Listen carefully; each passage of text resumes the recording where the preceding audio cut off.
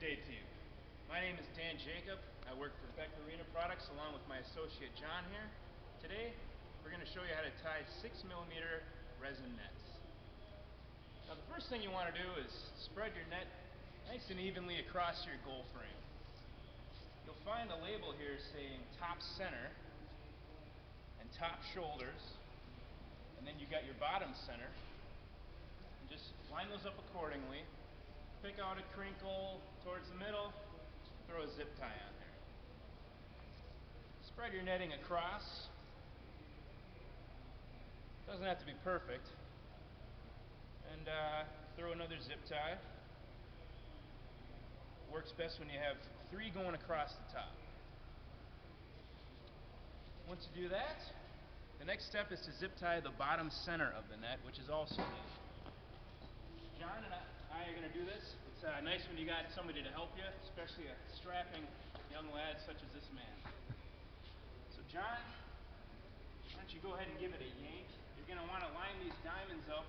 Just follow the same one down the back center tube. Pull it down a fair amount, but don't strain yourself.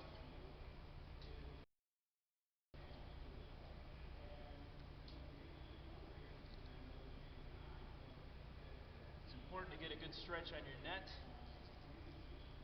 because naturally it'll loosen.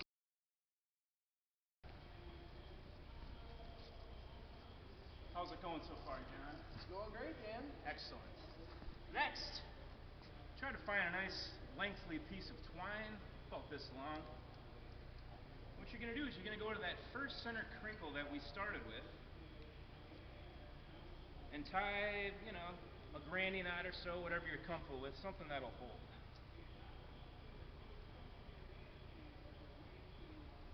Okay. Once we do that, don't need the zip tie anymore, can get rid of that.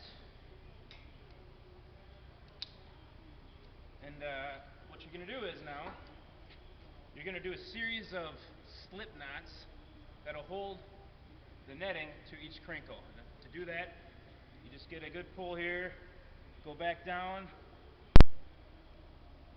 put it through the crinkle, in which you're aiming, and take the remaining slack and run it through the loop again. Pull it tight. You're going to have to kind of hold it tight or else it'll slip. And now these work out pretty good where you can get 1 diamond per crinkle. Keeps it nice and even. You don't have to overstretch it. And if you get towards the corners and it's not lining up perfectly, it's not a big deal. Just do whatever's natural. Alright, you just keep doing that all the way along. That these are tapered and custom fit for each net. It's going to look a little goofy in some spots, but what you're going to want to do is just follow the first row all the way down. Get it to about here, and then if you're a little bit taller, you might want to throw it up on some sawhorses to work on the bottom.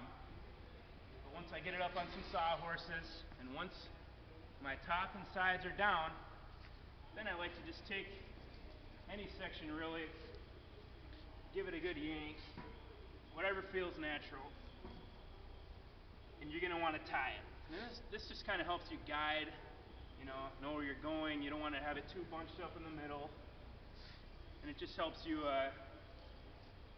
figure out the best way to tie it. So once you do that, you just kind of make your way to the middle.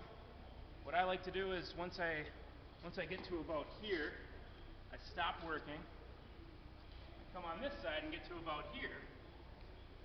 And then what you're going to want to do is just count the diamonds and the crinkles and just have it work out evenly in the end. And I'm telling you, if it's your first time doing it, you are going to think you're screwing it up, okay? But just keep going, keep at it, and you will be satisfied with the finishing product. So I'm Dan Jacob, this is John Jackson, and thank you very much for watching. This is our mission and our vision.